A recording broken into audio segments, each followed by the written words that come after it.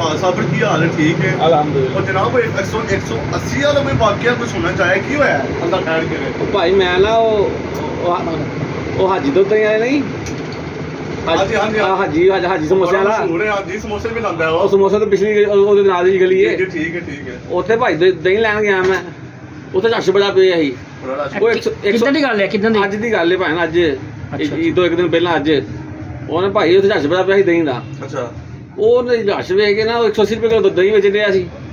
ਤੇ ਉਹ ਬਾਅਦ ਯਕਦਮ ਹੀ ਨਾ ਉਹਨੇ ਰਸ਼ ਵੇਖ ਕੇ ਦਹੀਂ 200 ਰੁਪਏ ਕਰ ਛੱਡਿਆ